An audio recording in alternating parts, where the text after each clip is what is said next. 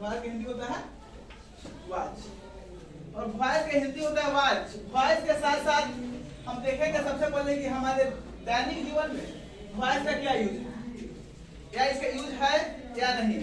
और ऐसे कहें तो वॉयस का यूज तो है ही नहीं, और ऐसे कहें तो मेरे पूरे दैनिक जीवन में सुबह से लेकर शाम तक वॉयस का यूज होते आता है। अब आता है कि वॉयस होता है, एक होता है एक्टिव वॉयस और दूसरा होता है पैसिव वॉयस। ठीक है, एक्टिव वॉइस और पैसिव वॉइस में अंतर होता है क्या। एक्टिव वॉइस में अगर आपने टेंस पढ़ चुका होगा, आपने टेंस पढ़ चुका होगा, तो जो टेंस होता है वही एक्टिव वॉइस होती है। और पैसिव वॉइस में क्या होता है कि यह टेंस नहीं होती है। अब आगे होता क्या है, तो देखिएगा टेंस में डूअर होता है। क्या होता है इसमें?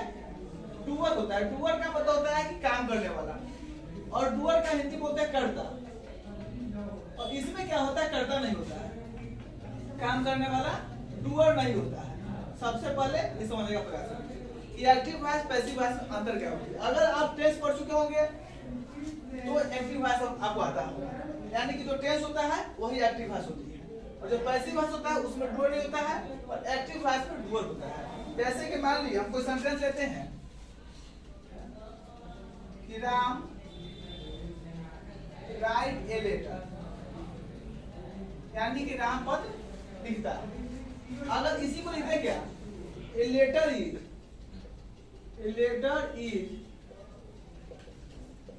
रिटेन बाय राम, यानी अब समझने का प्रयास करेंगे कि यह जो हुआ कि राम राइट ए लेटर, यानी कि राम पत्र लिखता है। और यहाँ क्या हुआ कि letter is written by Ram, यहाँ पर काम करने वाला व्यक्ति दिखाई दे रहा है, यहाँ पर काम करने वाला व्यक्ति दिखाई दे रहा है। बट इसमें पैसिव वॉइस में letter is written by Ram, इसमें काम करने वाला व्यक्ति नहीं, उसके द्वारा लिखा जा रहा है। और यहाँ पर क्या पड़ा कि यहाँ पर खुद राम पत्र को लिख रहा है, और यहाँ पर राम के द्वारा पत्र को लिखा जा रहा है या लिखाया जा रहा है। अब देखते हैं क्या कि इसका यूज हम लोग पैसिव वॉइस का यूज कहाँ कहाँ होता है। कुछ होता है direct passive voice, direct passive voice होता है कुछ पैसिव वॉइस। उस क्या होते हैं कि जैसे कि मान लीजिए आज सबसे पहले समझने का प्रयास करेंगे कि डूअर काम नहीं होता है। अगर मान लीजिए कि लिखा हुआ उसमें कि सब्जी बिक रही है, सब्जी बिक रही है। अब सब्जी बिक रही है तो देखिए यहाँ पर सब्जी बेचने वाला है क्या, नहीं ना, सब्जी बिक रही है। भवन बन रहे हैं, भवन बन रहे हैं। अब ये सब क्या होता है कि आपको हिंदी में समझने के लिए है कि हाँ ये ऐसा सेंटेंस जहाँ मिलेगा उसको बोलेंगे हम क्या है, पैसिव वॉइस। इसमें क्या होता है, इसमें डूअर काम करने वाला नहीं होता है, वो काम किसी और के द्वारा कराया जाता है। और इसमें क्या होता है कि इसमें काम डूअर करता है, और डूअर होता है तो एक्टिव वॉइस होता है, डूअर नहीं होता है तो एक्टिव वॉइस नहीं होता है। अगर टेंस बार बोलेंगे, अगर आप टेंस पढ़िएगा तो एक्टिव वॉइस मालूम होगा। अगर टेंस आप नहीं पढ़िएगा तो कमेंट बॉक्स में जाकर टेंस के लिए वीडियो बनाने के लिए आप बोलिएगा, तो हम आपके लिए वीडियो लेकर फिर आएंगे। अभी आते हैं वॉइस पे। अब देखिए वॉइस को समझने के लिए सबसे पहले आपको V1, V2, V3, V4 और V5 को समझना सबसे बहुत जरूरी है। V1, V2, V3, V4, V5 को समझना बहुत जरूरी है। मान लेते हैं क्या होता है, गो, went, gone, going और goes। ठीक है, यहाँ मान लेते हैं eat,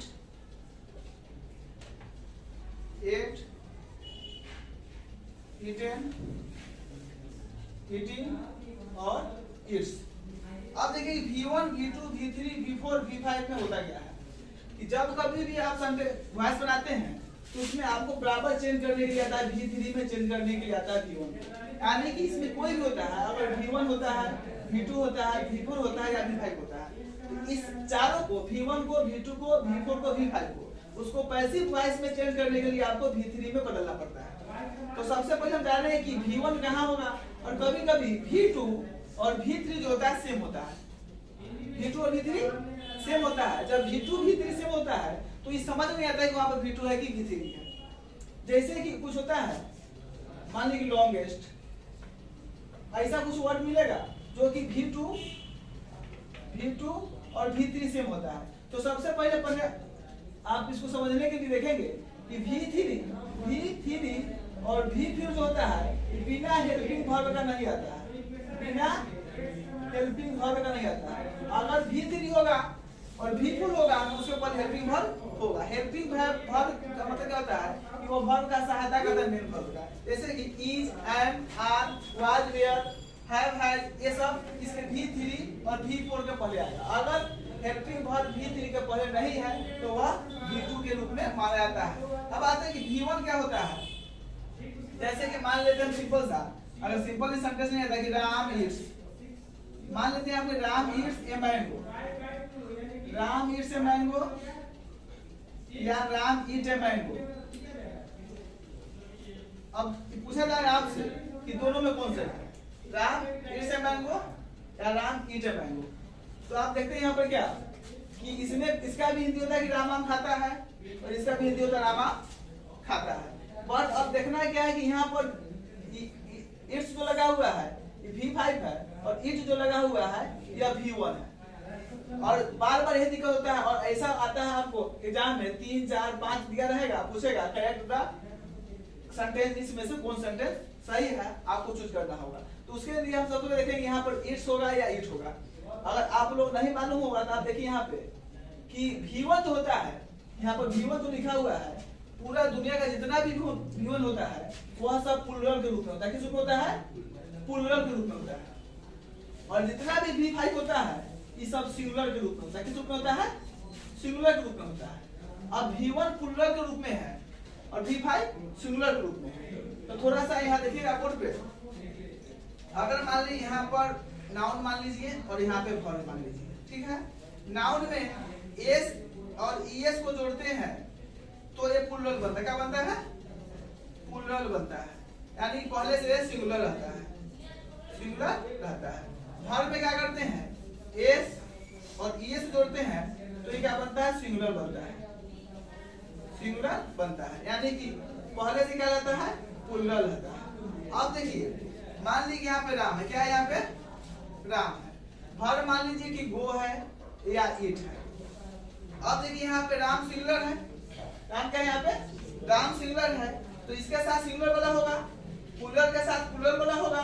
राम क्या है यहाँ पे? सिंगुलर है तो सिंगुलर में जब वर्ब में एस ये जोड़ते हैं यानी कि ईट में जब एस जोड़ देंगे तो इट्स हो जाएगा, यानी कि राम सिंगुलर के लिए सिंगुलर का प्रयोग होगा।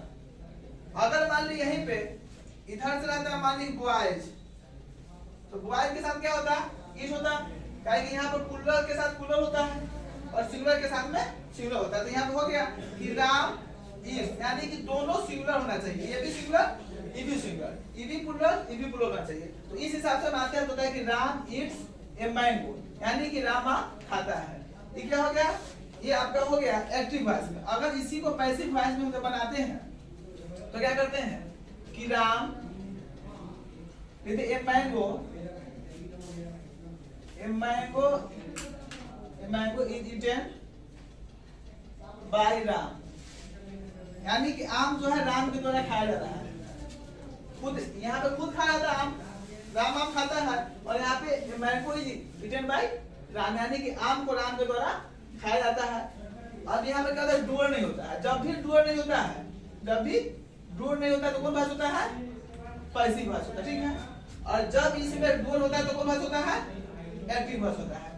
अभी तक हमने आपको समझाने का ये प्रयास किया कि एक्टिव वॉइस और पैसिव वॉइस क्या होता है। तो एक्टिव वॉइस में डूअर होता है, मतलब काम करने वाला होता है, पैसिव वॉइस में काम करने वाला नहीं होता है।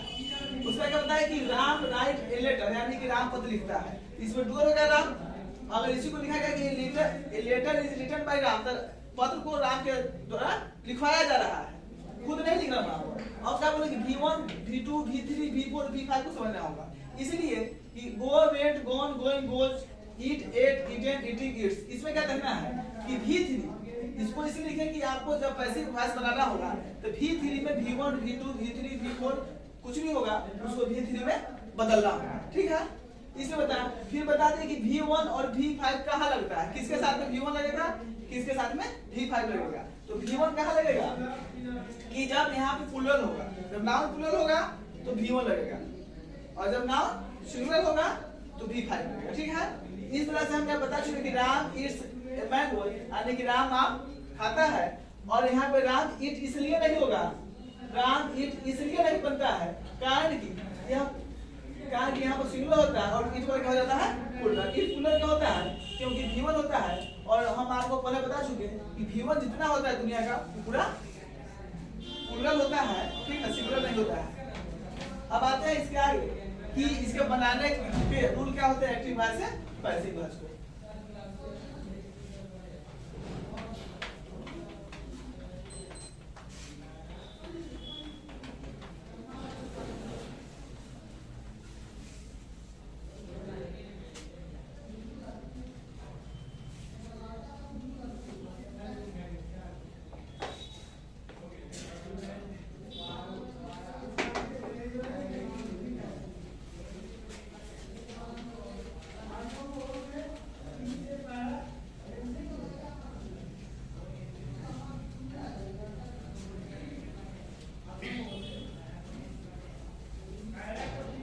चलिए अब आते हैं कि एक्टिव वॉइस से पैसिव वॉइस से बनाने का रूल क्या होता है।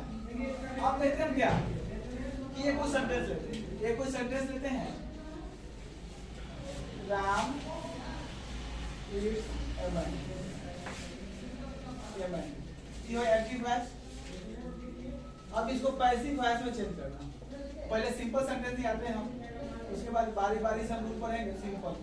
आप देखते क्या करते हैं इसमें कि यहाँ पे क्या होता है डूअर होता है, ई क्या होता है वर्ब होता है, ई क्या होता है ऑब्जेक्ट होता है, यानी कि subject plus verb V1 V2 V3 V4 V5, यानी कि यहाँ पे कोई भी वर्ब हो सकता है। V1 हो सकता है, V2 हो सकता है, V3 हो सकता है, V4 हो सकता है या V5 हो सकता है। सब्जेक्ट के बाद subject plus verb plus other verb, अब ये हो जाता है एक्टिव वॉइस।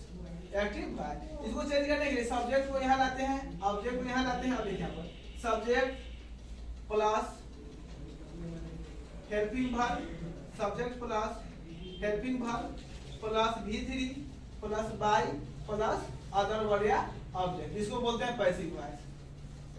आप देख रहे हैं यहाँ पर कि अगर आप लिखना चाहते हैं तो लिख सकते हैं फर्स्ट रूल में कि subject take the place of object और object take the place of subject, और यह सब्जेक्ट के बाद में हेल्पिंग वर्ब आते हैं। उसके बाद V1 V2 V3 V4 V5 होता है, तो उसको V3 में हम चेंज करते हैं और V3 में चेंज करने के बाद बाय लगाते हैं और बाय के बाद यहाँ सब्जेक्ट वाला ऑब्जेक्ट में लग जाता है।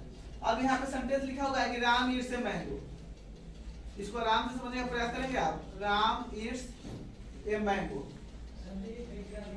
अब इसको क्या लिखे यहाँ पर कि ऑब्जेक्ट जो है यहाँ पे आता है, तो यहाँ से यहाँ ऑब्जेक्ट उठ के कहाँ चला गया, यहाँ पे चला गया ए मैंगो, ए मैंगो। अब यहाँ पे क्या कर रहा है हेल्पिंग वर्ब कर रहा है। हेल्पिंग वर्ब में is am are was were होता है, तो आप देखें कि मैंगो के साथ क्या लगा सकते हैं, एम तो लगा सकते नहीं है, आर तो लगा सकते नहीं है, मैंगो जो है तो आ लगाते हैं, लेकिन सिंगल है, यहाँ क्या लगेगा ये मैंगो इज। अब क्या बोले यहाँ पे कि V1 V2 V3 V4 V5 कुछ भी हो उसको चेंज करते हैं V3 में। जब V3 में चेंज करते हैं तो इट्स का भी V3 क्या होता है, तो ईट एट ईटेन होता है। तब यहाँ पे ईटेन, ये मैंगो इज ईटेन, ईटेन के बाद क्या लगाना है बाय लगाना है, और यहाँ पर लोग क्या लिखना है, यहाँ पे क्या हो जाएगा ये mango is eaten by Ram. अब क्या हुआ ई बन गया आपका पैसिव वॉइस। क्या बन गया ई बन गया पैसिव वॉइस, यानी कि सबसे पहले याद करना है कि सब्जेक्ट को ऑब्जेक्ट के जब लगना है ऑब्जेक्ट वाला को ऊपर सब्जेक्ट पर, उस ऑब्जेक्ट के बगल में हेल्पिंग वर्ब, और V1 V2 V3 V4 V5 कुछ भी हो उसको हम लोग V3 में चेंज करते हैं। V3 में चेंज करने के बाद बाय लगाते हैं और बाय के बाद में ऑब्जेक्ट लगाते हैं। ये आपका पैसिव वॉइस बनकर रेडी होता है। और आज के लिए वॉइस का इतना ही खत्म होता है। वीडियो को ज्यादा से ज्यादा शेयर करें, लाइक करें, कमेंट करें। Thank you for video.